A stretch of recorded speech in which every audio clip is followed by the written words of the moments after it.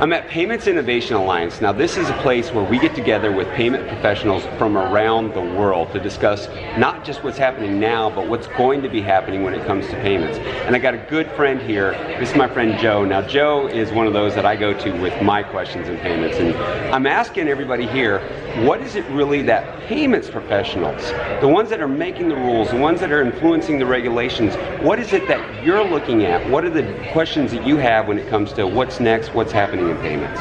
Okay, excellent. I think faster payments is being looked at from lots of different perspectives. There are some solutions in the network already, or new networks standing up.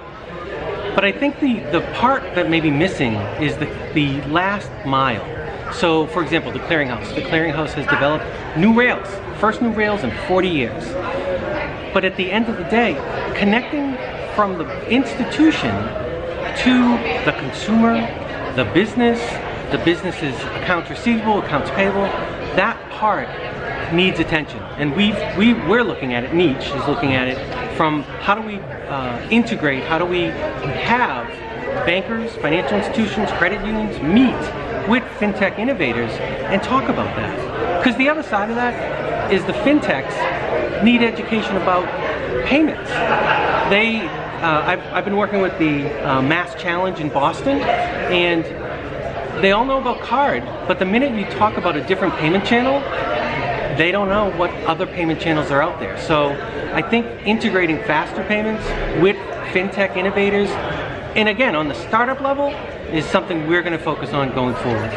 You know what, Joe, can I ask one more question? Because, you know, and what you're answering there is a question I get a lot of times. What would you say is the basic definition of fintech?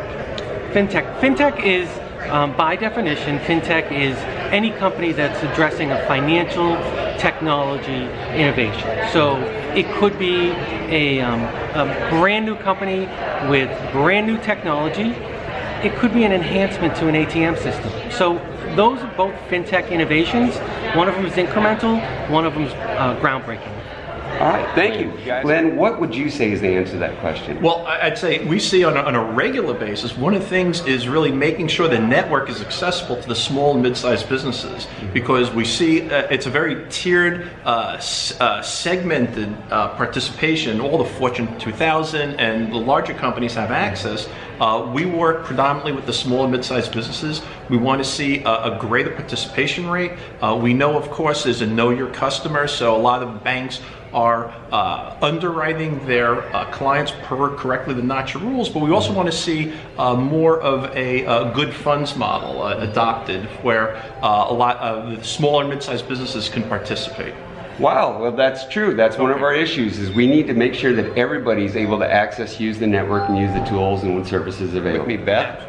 All right, here's the question. What do you think is the biggest issue that we're facing right now in the U.S. when it comes to electronic payments? Well, it has been around for a long time. It's too many standards. There's an S on the end of standards. There should be a standard. And it makes interoperability difficult. It makes faster payments difficult.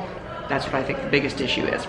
All right, you heard it. The biggest issue out there, according to Beth, standards. Interoperability can't happen because we got too many standards. This is my friend Bill. Now, Bill, been asking everybody, what's really the biggest issue right now that's happening in the U.S. when it comes to electronic payments?